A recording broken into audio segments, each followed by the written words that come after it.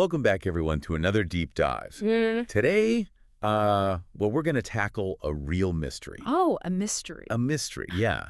The mysterious collapse of the Bronze Age. Yeah.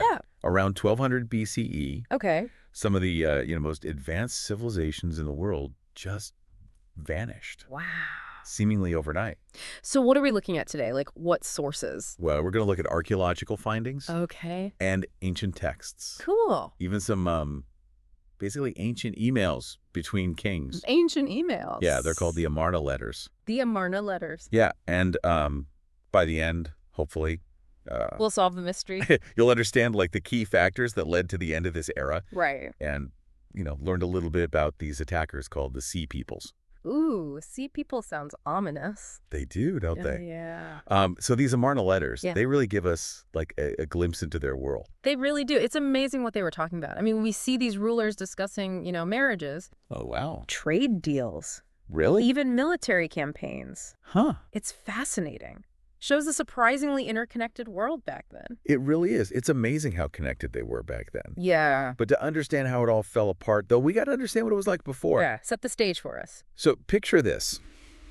The Bronze Age, around 1300 BCE. Okay. Now, this wasn't just, tools and weapons. Yeah, This was a time of huge cultural and technological advancement. definitely. Take the Hittite Empire, for example. Okay. They controlled, like, a massive chunk of Anatolia. Anatolia. Yeah. Modern-day Turkey. Okay. And their legal system, their military, very advanced for the time. Wow. Their capital, Hattusa, was incredibly fortified, a real symbol of their power. And then, of course, Yeah.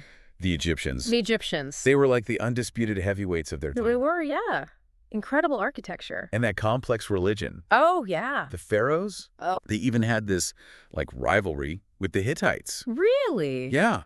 That culminated in this epic battle called the Battle of Kadesh. Oh, wow. I've heard of that one. Yeah. Pretty famous. And let's not forget the Mycenaeans in Greece. Ah, yes. They were the warrior kings, from Homer's epics, Right. ruling from these grand palaces. They engaged in trade all across the Mediterranean. So the Mycenaeans, Yep.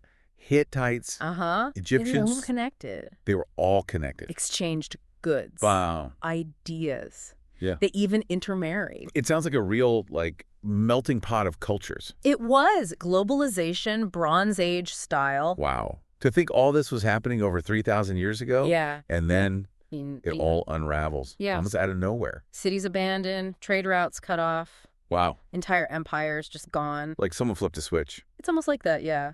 But luckily we have clues. Oh, good. And one of the most interesting, Okay. it's buried under the sands of Syria. Ooh, Syria. Yeah. Back in 1928, Okay. a farmer just tilling his field, Uh-huh.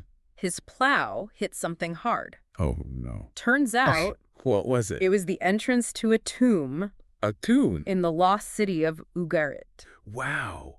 Can you imagine like stumbling upon an entire lost city like that? I know, right? What a discovery.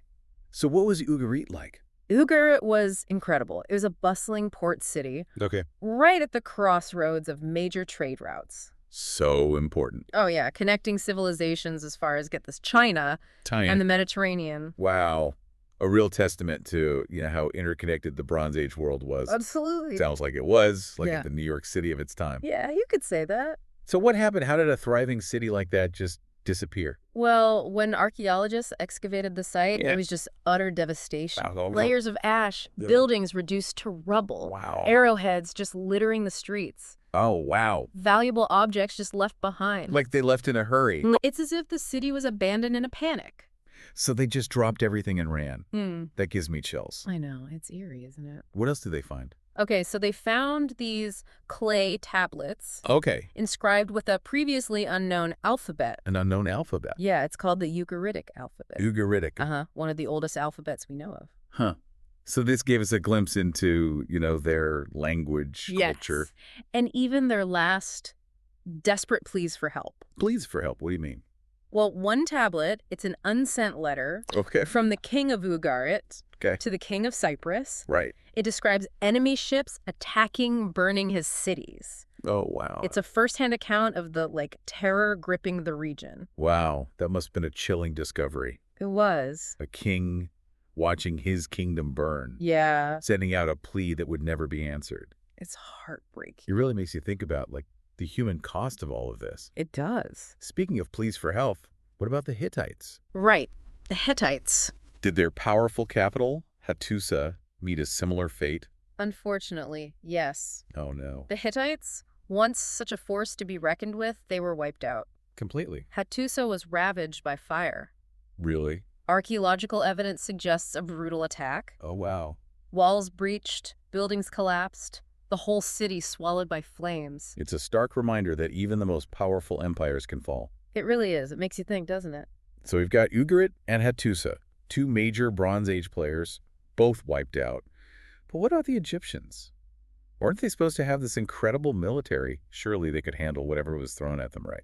Well, the Egyptians were strong, yes, but they weren't immune to the changes sweeping across the Mediterranean. They, too, came face to face with these mysterious sea peoples we mentioned before. Okay, so who were these sea peoples? I mean, were they like Vikings, Yeah. pirates, aliens? Well, that's part of the mystery, isn't it? We don't really know their origins or their motivations for sure.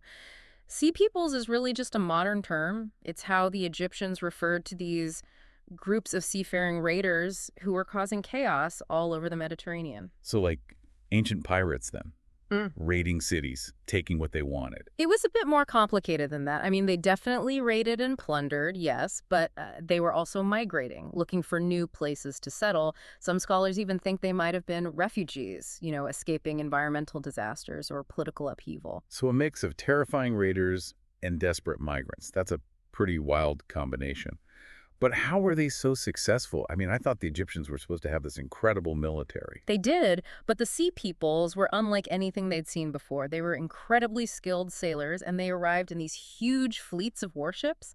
Imagine trying to defend your coastline against a force like that. It's almost like they were fighting a guerrilla war at sea, hitting and running, disrupting trade routes, and spreading fear everywhere they went. Kind of like, a cyber attack today that cripples the world's economy. Exactly. And they weren't just one unified group either.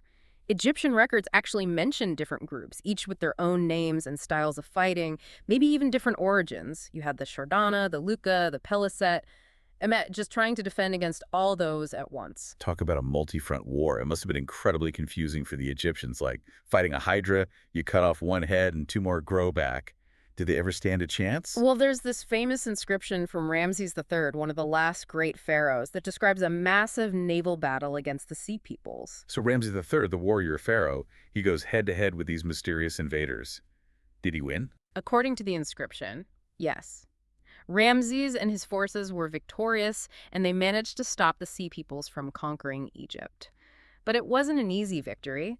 The inscription itself shows just how serious a threat they were and how desperate the Egyptians were to win. So they won, but it cost them dearly. Exactly. I mean, they brag about killing thousands of enemies and capturing all these ships, but it's clear that the conflict really took its toll on the Egyptian empire. It was a turning point for them. You could say that. This victory over the Sea Peoples actually marked the beginning of Egypt's decline. You see, the resources and manpower they spent fighting, combined with internal problems and a shaky economy, all weakened them and eventually led to their downfall. So the Sea Peoples didn't conquer Egypt outright, but they delivered a knockout blow, weakening them from within. That's a good way to put it. Their attacks were a catalyst, really, that sped up the decline that was already happening. The Bronze Age collapse wasn't just one single event. It was a whole bunch of factors all happening at once. So we've got environmental disasters, internal struggles, and these mysterious sea peoples. It really was the perfect storm that brought down these powerful civilizations. What about the Mycenaeans over in Greece? Did they face the wrath of the Sea Peoples, too? They did. The Mycenaean civilization, with their grand palaces and warrior kings, they also fell during this chaotic time. We see evidence of widespread destruction, fires, abandoned settlements, signs of battles. The Sea Peoples might not be the sole reason for their collapse, but they definitely contributed to the instability across the Mediterranean. So the Hittites, Ugarit, the Egyptians, and the Mycenaeans all brought down by this mix of factors, including these enigmatic sea peoples.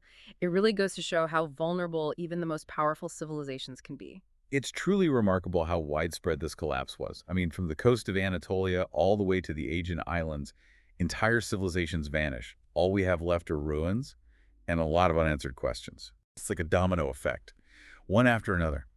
But, as much as this was a time of chaos and destruction, did anything good come out of it? Did anything positive emerge from the ashes of the Bronze Age? Hmm. It's hard to imagine anything good coming out of such, widespread collapse, but I guess history is full of surprises, right? It is. The Bronze Age collapse was a huge turning point. Yeah. And while it was devastating, it also kind of opened the door for new civilizations, Yeah. new ways of doing things, new technologies even. So it's like that saying, out of chaos comes order. Exactly. So what were some of the changes that came out of the, ashes of the Bronze Age? Well, one major change was the widespread use of iron. Iron. Yeah. It was more plentiful than bronze, Okay. meaning more people could get tools and weapons. And that had a huge impact on, like, everything. Everything. Yeah, from warfare to farming, Wow. even how societies are structured. So the collapse of the Bronze Age actually led to the Iron Age. You could say that, yeah. That's kind of ironic when you think about it. Yeah. So what else happened? Well, new empires and kingdoms sprung up. Okay. The Phoenicians, for example. The Phoenicians. They became a maritime superpower Huh? and established trading posts all across the Mediterranean. So kind of filling that void. Exactly. And the Greeks, after a period of decline, Right. they had this cultural rebirth Ah. and laid the groundwork for, Western civilization as we know it. It's not just about empires falling. It's also about new ones rising in their place. Right. Bringing new ideas and innovation. A Absolutely. cycle of destruction and creation. Exactly. History isn't just a straight line. Right. It's messy, it's complicated, Yeah. and it often moves in cycles. Periods of decline are often followed by periods of renewal and growth. Yeah.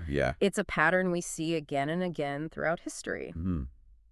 It's almost reassuring in a way. It is. Even when things seem really bad, Yeah. there's always the possibility of a fresh start. But before we get, too philosophical, Right. what about the Sea Peoples? Ah, yes, the Sea Peoples. We've talked about their role in the collapse, Yeah. but what happens to them afterwards? Mhm. Do they just disappear? Well, the ultimate fate of the Sea Peoples is still a mystery. Really? Some theories suggest they were kind of absorbed into the existing populations, Okay, and their distinct cultures just faded over time. I see. Others think they might have settled in new areas, maybe even adding to the, genetic and cultural diversity of the Mediterranean. It's fascinating to think that these, invaders who once terrorized so many Yeah. might have just blended into the ancient world, Yeah. leaving their mark in unexpected ways. It's certainly a possibility, but, the truth is, we might never know for sure. Right. The Sea Peoples, like a lot of the Bronze Age, are still an enigma. That's what makes history so interesting, isn't it? It is. It's not just about, dates and names. Yeah. It's about exploring mysteries, Yeah. piecing together clues, trying to understand the past. It's like being a detective, but our crime scene is thousands of years old. Exactly. And just like in a good detective story, there's always something more to discover. Well, to all our listeners out there, we encourage you to keep digging, keep exploring. Keep asking those questions. Yeah. The Bronze Age collapse might be an ancient mystery, It is a mystery for the ages. but the lessons we can learn from it are still relevant today. Very true. Thanks for joining us on this deep